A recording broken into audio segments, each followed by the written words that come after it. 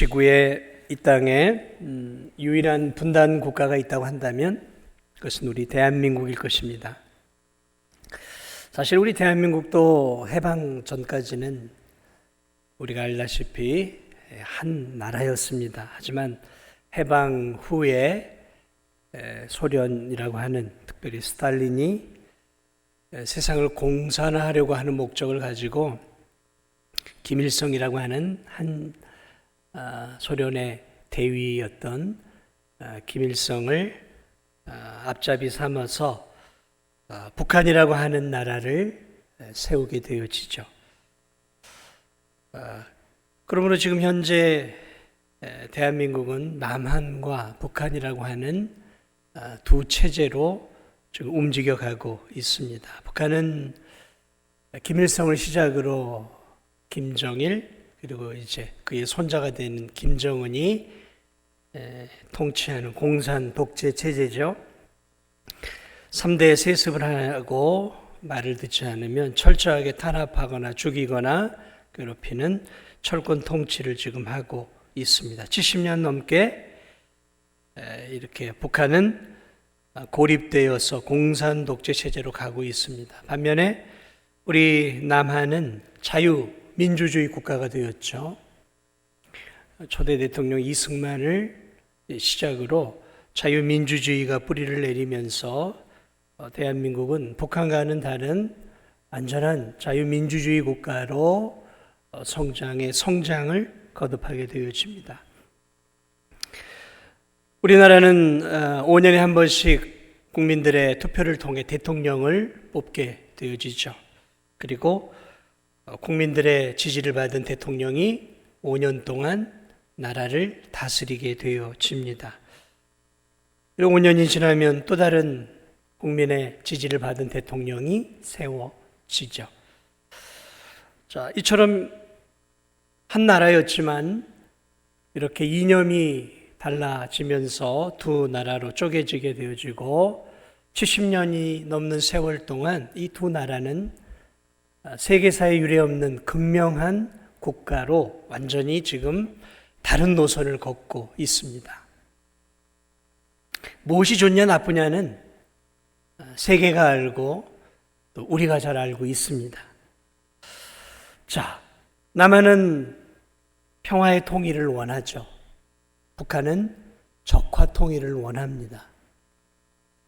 그리고 기독교는 하나님이 강건하신 역사를 통해 기독교는 복음의 통일을 소망하고 기도하고 있습니다. 이렇게 남북한이 하나에서 둘로 쪼개져 70년에 진행되어져 두 나라의 모습을 통해 이렇게 지금 두 트랙으로 가고 있죠. 한 나라였는데 이런 모습은 오늘 이 영적인 세계를 어떤 측면에서는 잘 보여주고 있어요. 보이지 않는 이 영적인 세계가 하나였던 나라가 지금 두 개로 쪼개져서 두 체제로 가고 있는 것처럼 오늘 이 영적인 세계도 사실은 하나님이 창조하신 이 세계도 사실은 하나였어요. 하나였습니다. 원래 하나님이 창조하신 우주와 세상은 하나님의 통치와 다스림 가운데 하나의 우주였고 하나의 세계였습니다. 하나님만이 주권자였죠. 자, 그러나 이 우주와 이 세상은 마귀의 타락과 일부 천사들의 이 타락이죠. 타락과 그 천사들의 타락으로 인해 생겨진 이제 마귀를 주동자로 한 악의 세력들이 인간을 타락시킴으로 이 세상 안에 하나님만을 섬기는 이 세상이 이제는 사단 마귀를 섬기는 일부 어떻게 보면 반군 세력이죠. 반군 세력이 생겨나게 된 것이죠. 자, 마귀가 다스리는 나라, 마귀가 지배하는 세상, 그리고 하나님이 다스리는, 하나님을 섬기는 하나님의 백성들과 천사들의 세계. 그래서 지금 이 세상은 이렇게 좀 나눠져 있어요. 우리가 보기에는 하나이지만 영적으로 보면 지금 이 두 보이지 않는 이 두 진영이 지금 치열하게 목숨을 걸고 지금 전투가 벌어지고 있는 것. 그게 지금 오늘 우리가 살고 있는 이 세상이에요. 이 세상이에요. 아담의 타락으로 인해서 이 세상과 이 세상에 태어난 모든 사람은 아담의 원죄를 이어받고 태어나죠. 그래서 인간은 태어나면서부터 영적으로 죽은 자로 태어나면서 마귀의 지배와 마귀의 종노릇 하에 태어나요. 하나님이 다스리는 세상이지만 마귀가 이 땅에 태어난 모든 영혼들의 영혼을 장악하고 있는 거죠. 그래서 그런 공중의 권세 잡은 자라고 표현을 하고 있어요. 굉장한 힘과 권위를 지금 갖고 있어요. 하나님 그것을 허락해 놓았어요. 이 세상은 마귀의 지배 아래에 있었어요. 마귀의 지배. 그러나 그건 하나님의 원래 뜻이 아니었어요. 하나님을 섬기고 하나님만을 경배하는 온 세상이 되도록 하나님이 인간을 만드셨지만 인간의 타락으로 말미암아 인간은 이 땅에서 하나님을 대항해 반군 세력이 되어버린 이 마귀의 지배 아래 마귀의 종노릇하고 마귀를 위해서 마귀에 충성하고 살아가는 그러한 자들이 되어버렸다는 것이죠. 그래서 하나님은 이 세상을 다시 회복시키기 위해서 하나님의 영원한 지혜 가운데 예수 그리스도를 이 땅에 보내주신 거예요. 그러므로 예수 그리스도께서 이 땅에 오셔서 이미 반군 세력으로 다 넘어간 한 영혼 한 영혼들을 이제 되찾아오는 일들을 하시기 시작한 거예요. 그것이 십자가의 사건이고, 그리고 십자가의 사건을 통해 하나님이 한 영혼 한 영혼들을 다시 하나님을 섬기는 하나님의 백성으로 다시 회복시키고 있는 거죠. 이게 구속의 역사예요. 인류의 역사예요. 구속의 역사죠. 정확하게 표현한다면 이 우주와 세상은 하나님이 다스리셔요. 마귀도 그 밑에 있어요. 그러나 지금 마귀라고 하는 일종의 반군이 생겨난 거예요. 반군 세력이 생겨난 거죠. 최근에 러시아 푸틴을 지지하고 용병 세력의 머리였던 프리고진이 하루 반항을 했죠. 그래서 러시아를 향해서 반군이 되겠다고 이제 올라가다가 벨라루스 대통령의 중재로 지금 이렇게 무마가 되어졌는데 말 그대로 반군이에요. 완전히 반군 세력이죠. 이 마귀는 게릴라에 능한 자죠. 그래서 자신들의 세력을 규합해서 하나님의 사람들을 무너뜨리고 넘어뜨리는 일들을 하고 있습니다. 이 마귀는 이 세상에서 활개치며 여전히 자신의 세력을 견고하고 굳건하게 세워가고 있어요. 그러나 예수 그리스도를 통해 하나님은 지금도 성령 안에서 한 영혼 한 영혼을 마귀의 손아귀에 마귀의 장중 안에 빠져있는 한 영혼 한 영혼들을 건져내서 하나님의 나라를 지금 확장시켜가고 있는 거예요. 오늘 우리는 그러한 영적인 대전투 속에 사실은 살고 있는 거예요. 그러므로 지금 어떤 면에서 이 우주와 세상은 지금 두 나라가 체제예요. 두 나라. 마귀가 왕노릇하는 마귀의 지배를 받고 있는 자들, 자기 자신을 위해 살고 있는 자는 다 마귀의 종노릇하는 자들이죠. 그리고 하나님을 섬기고 하나님을 믿고 살아가는 자들은 이제 하나님의 지배와 통치를 받는 하나님의 나라의 백성들이죠. 그러므로 이 세상은 지금 두 나라의 백성이 함께 섞여서 어울려 살고 있어요. 굉장히 치열한 전투가 벌어지고 있지만 영의 눈이 멀은 사람들은 그런 게 잘 보이지 않아요. 그냥 똑같이 먹고 사는 것으로만 보여지는 거예요. 일상의 삶이라고만 보여지는 거죠. 그러나 지금 이 세계는, 영적인 세계는 대단히 치열하게 죽고 죽이는 그러한 것들을 통해서 뺏고 뺏기는 그런 치열한 전투가 지금 일어나고 있는 거예요. 하나님의 교회들이 세워지고 하나님의 교회가 부흥하는 것이 하나님 나라가 세워져 가는 거예요. 그게 하나님 나라의 전략이에요. 하나님 나라의 전략은 교회를 세우는 거예요. 교회를 통해 역사하는 거죠. 그래서 이슬람권에 교회가 세워지기 시작하면 거기서 하나님 역사가 일어나죠. 그 교회를 통해. 한국 땅에 이슬람 사원이 딱 세워지면 영적 어둠의 세력이 확 곰팡이처럼 이 나라에 번져가는 거예요. 무서운 거예요. 교회가 하나가 세워진다는 게 얼마나 영적으로 중요하고, 이슬람 사원이나 불교 사원이 그 주변에 세워지는 게, 그 주변에 절이 세워지는 게 얼마나 그 지역에 영향력을 미치는지 우리는 그것을 잘 헤아리지 못하지만 영적인 측면에서 보면 굉장히 중요한 거예요. 그래서 하나님은 죄로 인해 반군 세력, 마귀가 장악한 이 세상에서 어떻게 그럼 한 영혼 한 영혼을 건져내고 계시냔 말이죠. 바로 하나님 보내신 그 아들 예수 그리스도의 십자가의 복음을 통해 회복시키고 있다는 거죠. 에베소서는 그 이야기를 하고 있는 거예요. 7절, 다시 한번 7절을 보세요. 우리는 그리스도 안에서 그의 은혜의 풍성함을 따라 그의 피로 말미암아 속량 곧 죄사함을 받았느니라. 다 죄인이었어요. 다 죄를 지어서 죽을 수밖에 없는, 그래서 마귀의 수중 안에서 마귀를 위해 살다가, 마귀를 섬기다가, 마귀가 즐거워하는 일을 하다가 마귀와 함께 영원한 지옥으로 떨어지는 게 우리의 인생이었다라는 거죠. 그런데 하나님이 그리스도 안에서 그의 풍성함을 따라 그의 피로 말미암아 속량과 죄사함을 우리에게 허락해 주셨다는 거예요. 이 속량이라는 말은 무엇이냐면, 과거에 이 노예 제도가 있었던 때에 쓰여진 말이에요. 한 사람에게 한 노예가 있어요. 이 사람을 팔려고 시장에 내놨어요. 그러면 다른 사람이 얼마요? 2천만 원입니다. 그래요? 깎읍시다. 1,500에. 오케이.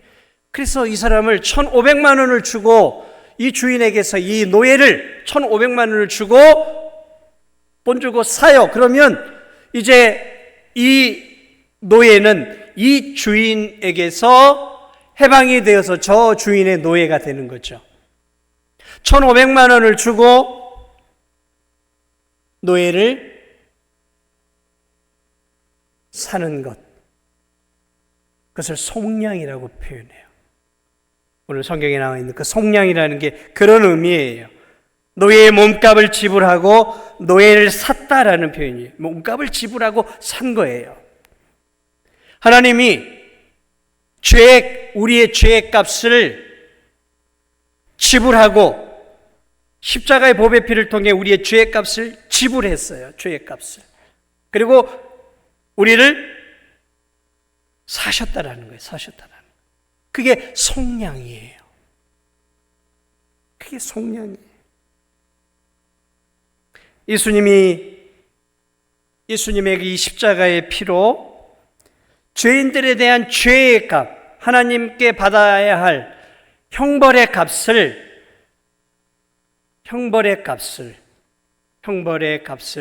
예수님의 피를 지불하고 예수님의 생명을 지불하고 하나님이 우리를 다시 사셨어요. 살리셨다라는 거예요. 이걸 속량이라 그래요. 다른 말로 말하면 이걸 구속이라 그래요. 구속. 우리를 구속하셨다.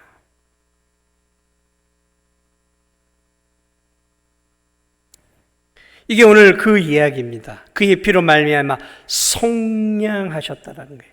하나님이 값주고 자기 걸로 샀다라는 거예요.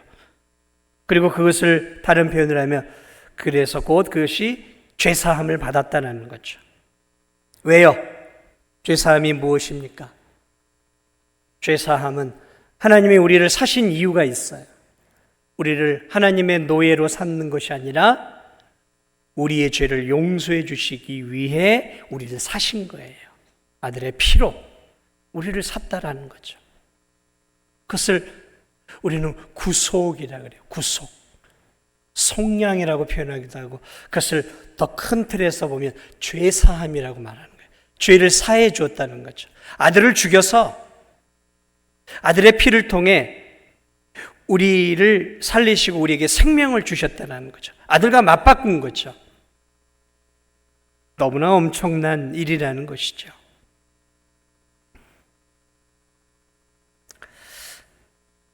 자, 그러므로 오늘 이 7절이 말하고 있는 것은 인간이 죄 용서함을 받고 마귀 사탄의 지배에서 해방되어질 수 있는 유일한 길은 인간 스스로에게 있는 게 아니라 오직 그리스도의 하나님 아들의 십자가의 보배 피만이 우리의 죄를 속량할 수 있고 우리를 구속할 수 있고 우리의 죄사함을 가져올 수 있다는 것을 말하고 있는 거예요. 1장 이 7절은 십자가의 피만이, 그리스도의 피만이 우리에게 참된 죄에서 자유함을 주었다는 것이죠. 그걸 강조하고 있는 거예요. 그만큼 우리의 죄가 크다라는 거예요. 도대체 우리의 죄가 얼마나 컸길래 삼위일체 이의 되신 아들을 죽여야만 되냔 말이죠. 아들을 죽이지 않고서는 우리의 이 주홍같이 붉은 죄가 사해질 수 있는 길이 없었다라는 거예요.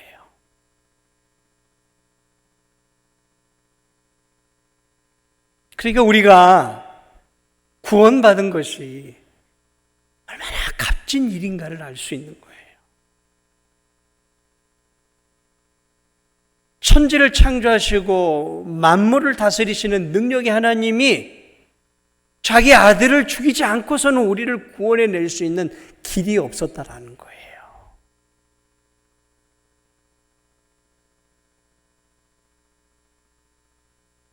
(8절을) 볼까요? 이 우리의 구원이 얼마나 놀라운 것인지 8절은 이렇게 얘기합니다. 이는 그가 모든 지혜와 총명을 우리에게 넘치게 하사. 이게 무슨 말이냐면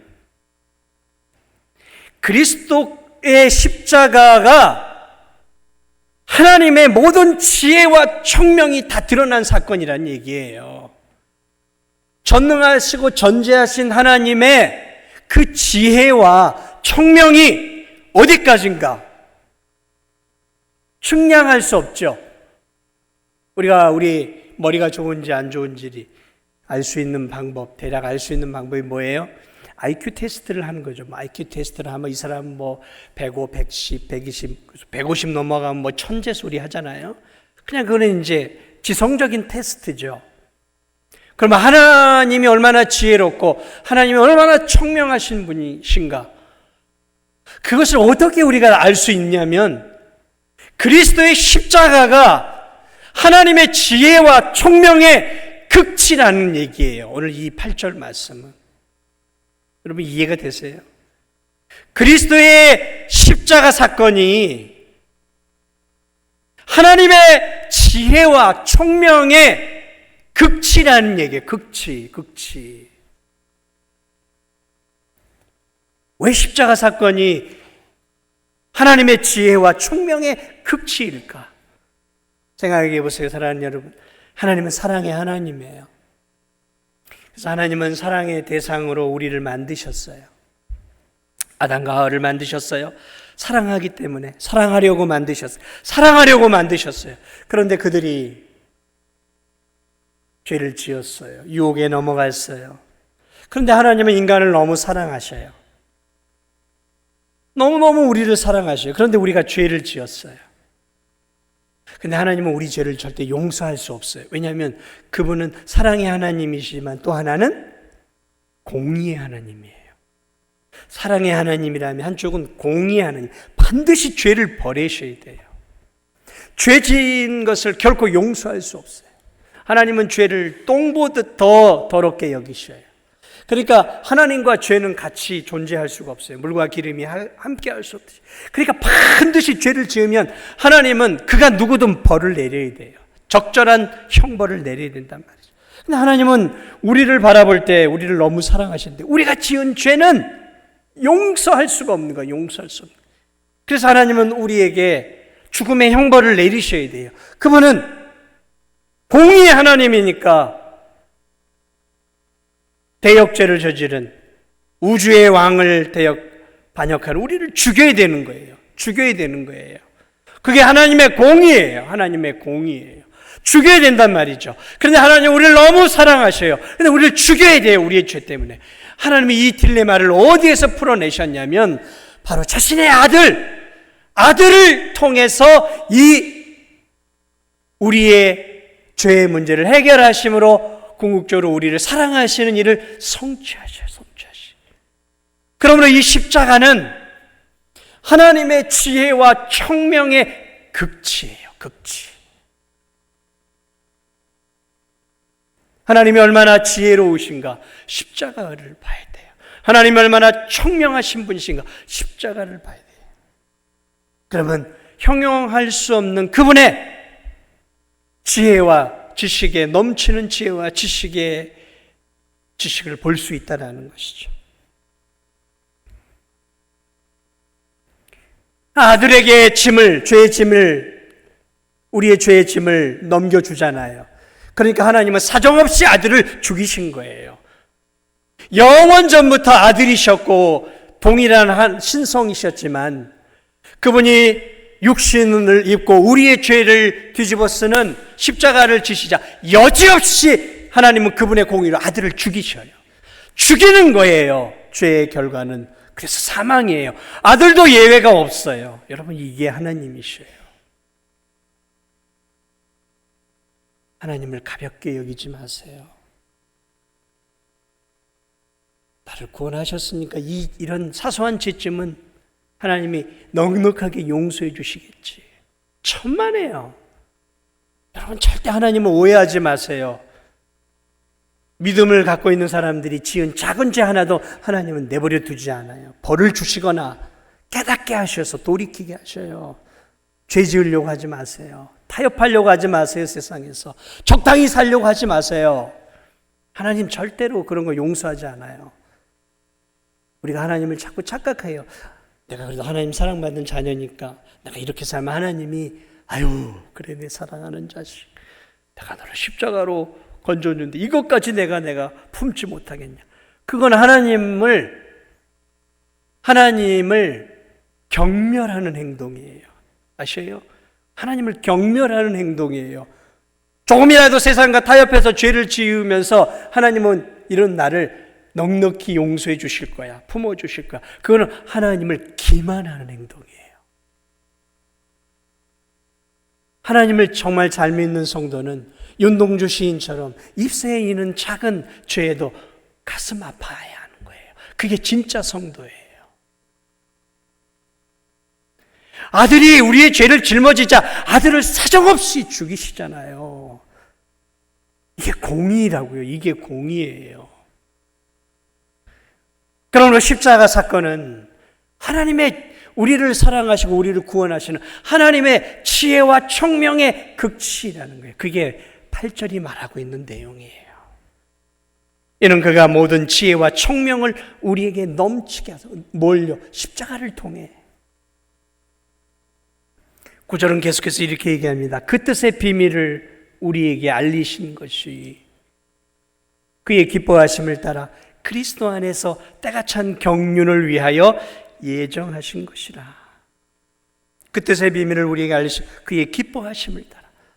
하나님은 아들을 죽이면서까지 우리를 살리시는 것을 창세전부터 기뻐하셨어요. 이렇게 하기로. 억지로 하신 게 아니에요. 우리를 구원하신 게 억지로 한 게 아니에요. 기뻐하는 마음으로 이 놀라운 것들을 계획하셨다는 것이죠.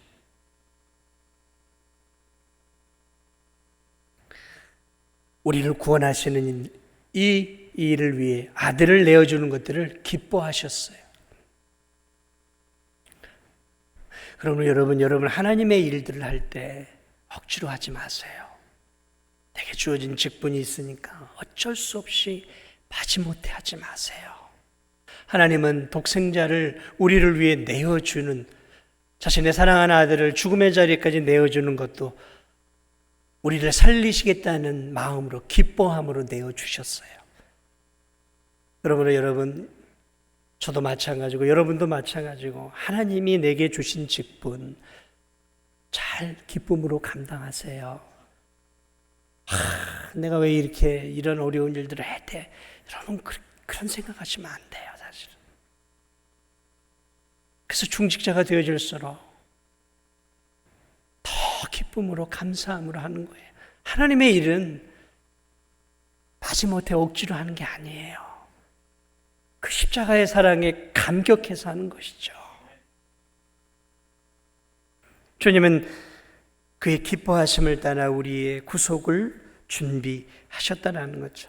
그런데 이 놀라운 것은 그 뜻의 비밀을 우리에게 알리셨는데, 이 무엇을 얘기하고 있냐면, 이게 창세전에 우리를 구원하시고자 하는, 그리스도를 통해 구원하시고자 하는 이 일이 삼위일체 하나님만 아는 비밀이었다라는 거예요. 비밀이었어요. 창세전에 비밀이었어요.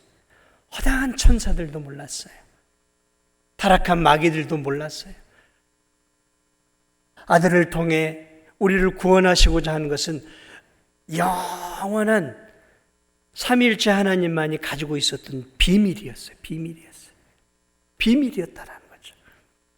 예수 그리스도가 육신을 입고 이 땅에 태어날 때도 아무도 몰랐어요.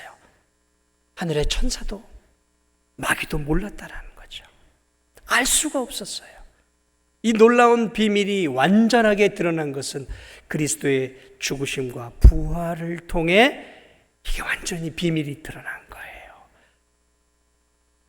비밀이었다라는 거예요. 비밀이었다. 마귀도 예수 그리스도를 십자가에서까지 죽이도록 했죠. 저 예수를 죽이면 이 땅에 자신의 왕국이 더 강해질 거라고 생각했어요, 마귀는. 그래서 마귀는 가룟 유다를 선동을 하고 대제사장과 당시의 영적인 지도자들을 다 규합했어요. 저 예수를 죽일 수 있도록, 저 예수만 죽으면 이 땅에 자신의 왕국이 더 견고해질 거라고 생각했어요. 여러분, 마귀는 예수 그리스도가 십자가에 죽으면 끝날 거라고 생각했어요. 그래서 마귀는 그렇게 몰고 갔어요. 아웅다웅하는 대제사장과 서기관과 레위인과 랍비들과 다 규합을 시켰어요. 거기에 빌라도를 끼게 하고 헤로당을 끼워서 악한 자들이 다 규합해서 온통 다 예수를 죽이도록 했어요. 예수를 죽이면 이 땅에 자기의 왕국이 더 견고하게 설 거라고 생각했어요. 그런데 십자가의 비밀이 언제 드러났냐면, 그분이 사흘 만에 죽음을 이기고 부활하심으로 마귀는 그때 알게 돼요. 내가 내 무덤을 팠구나. 그리스도의 십자가의 죽음으로 끝날 줄 알았는데 사흘 만에 부활하심으로 말미암아 하나님이 영원전에 인간을 구원하시고자 하는, 아들을 통해 인간을 구원하시고자 하는 이 놀라운 비밀이 완전히 온 세상 가운데 드러나게 된 거예요. 이걸 우리는 뭐라고 얘기하냐면, 이걸 복음이라고 하는 거예요. 이 복음이에요. 이게 비밀이었어요, 이게. 이제는 우리에겐 너무 잘 알려진 비밀이 되어버렸지만, 예수님 당시까지 예수님이 아무리 제자들에게 자신의 죽어야 될 부분을 얘기해도 제자들은 도무지 무슨 말인지를 몰랐어요. 왜 예수님은 죽어야 되는 거야? 자기 몸을 깨트리면, 성전을 깨트리면 그 사흘 만에 내가 성전을 다시 짓겠다. 도대체 무슨 소리를 하는지를 알지를 못했어요. 그러나 부활 이후에 이 모든 것들이 다 이 창세전의 비밀이 드러나기 시작한 거예요. 창세전의 비밀이 그리스도의 부활을 통해 드러나. 9절을 보세요. 그 뜻의 비밀, 창세전에 이 우리를 구하는 비밀을 우리에게 알려진 것이다. 이제 우리가 알게 되었다라는 거예요. 우리가 그리스도를 통해 우리가 이 비밀을 알게 돼. 구원의 비밀, 우리가 하나님의 자녀가 되는 비밀을 이제 우리가 알게 됐다는 거죠. 그 비밀이 뭐예요? 복음이에요. 그게 복음이에요. 복음이라는 거죠. 아무도 알 수 없던 삼위일체 하나님만 알고 있었던 이 놀라운 비밀이 그리스도의 죽음과 부활을 통해 온 세상 가운데 드러났다는 거죠. 구원의 봉인된 비밀이 그리스도의 부활을 통해 봉인이 해제된 거예요. 사랑하는 여러분, 복음은 그래서 비밀이에요. 그러면 오늘 우리가 해야 할 일이 있다면 이제 봉인되었던 이 놀라운 진리의 비밀을 우리가 알고 믿고 그리스도를 통해 구원을 받을 수 있는 길을 알게 되었고 소망을 갖게 되었다면 이 놀라운 진리를 어떻게 우리가 아직도 이 비밀을 알지 못해서 헤매고 있는 영혼들에게 전하지 않을 수 있겠냔 말이죠. 나만 알고 있다면, 나만 유지하려고 있다면 그것은 그리스도를 기쁘게 해드리는 일이 아니에요. 왜냐하면 그분은 그 비밀을 자신의 죽음과 부활을 통해 이제 온 세상에 전하기를 원하시는 거예요. 그래서 그분은 승천하시기에 땅끝까지 이르러 내 증인이 되라. 땅끝까지 이르러 내 증인이 되라. 우리가 해야 할 일은 이제 감춰졌던 이 놀라운 구원의 비밀, 인간이 구원받을 수 있는 하나님의 자녀가 될 수 있는 이 놀라운 비밀을 이제 온 세상 가운데 전해야 할 책임이 우리에게 있다는 거죠. 왜냐하면 우리는 그 비밀을 알고 있기 때문에 그래요. 우리가 해야 할 일이 그거예요. 10절을 보세요. 마지막 하늘에 있는 것이나 땅에 있는 것이 다 그리스도 안에서 통일되게 하려 함이라. 이게 뭘 말하고 있습니다. 이게 이제 복음의 마지막 때가 되면 어떤 현상이 일어나냐. 이 세상의 마지막 종말의 때가 오게 되어지면 이제 예수 그리스도 안에서 모든 것들이 하나로 통일될 때가 온다는 거예요. 여러분 지금 이 세상을 보세요. 지금 이 세상은 영적으로 혼란한 세상입니다. 이 세상을 보세요. 얼마나 이단이 많아요. 얼마나 사이비가 많습니까? 얼마나 반성경적인 동성애, 이 동성 교육을 학교 교육 교재 안에 지금 집어넣고 있죠. 도서관에 가면 이게 아이들이 봐서는 안 될 그런 아주 음란한 것들을 가르치는 그런 책들이 도서관들에 있어요. 요즘은 아이들이 보도록 해놨어요.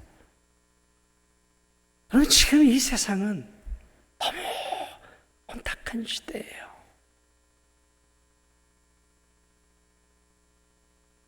하나님의 나라지만 아직 완전하게 통일이 된 나라가 아니에요. 여기저기서 지금 하나님에게 대항하는 게릴라 세력들이 너무 많아요. 마귀를 중심으로 하나님의 나라를 무너뜨리기 위해서 자기 편을 만들어드리기 위해서 대단히 많은 게릴라들이 있어요. 아직 지금 이 하나님의 나라는 어떤 측면에서 보면 좀 어수선한 거예요. 통일되지 않았어요. 지금 남과 북이 대치되어 있는 것 같고 마치 과거에 저 중국 땅이 혼란스러웠던 때가 있었잖아요. 여기저기서 혼란스러운 거죠. 그래서 마귀를 따라가는 자들이 많고 그리스도를 믿는 사람들은 이제 그리스도를 머리로 하나로 결집이 되어져 가고 있어요. 지금 이 양 세계가 분명하게 세워져요. 예수 그리스도를 머리로. 여러분 이 예수 그리스도의 머리가 뭐냐면 통치자란 얘기예요. 교회는 그리스도를 우리의 통치자로 보는 거예요. 예수님을 믿으면 이제 마귀의 지배에서 벗어나 하나님의 통치의 영역으로 들어가는 거예요. 그러므로 교회는 그분의 몸이고 그분의 다스림을 받는 거예요. 그러니까 이 두 진영이 지금 치열하게 싸우고 있어요.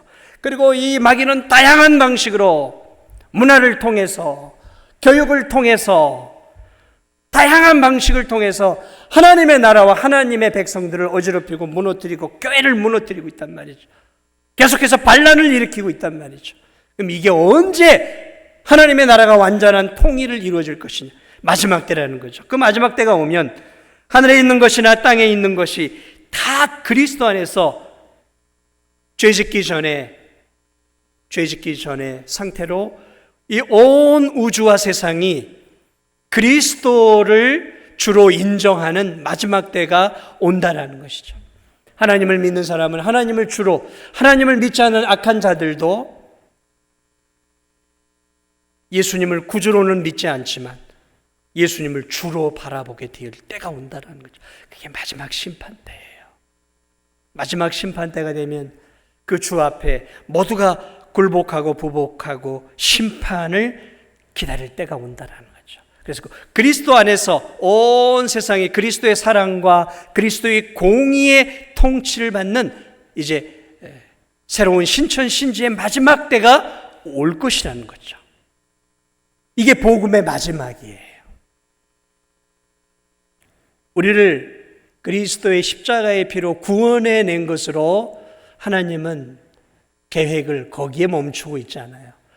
바로 그 그리스도를 만유의 주로 세워서 분열되고 지금 사분오열되어지고 게릴라들이 많은 이 세상을 이제 그리스도를 온전한 주로 섬기고 그리스도의 사랑과 그리스도의 공의로 다스리는 온전한 나라로 만들 때가 온다라는 것이죠.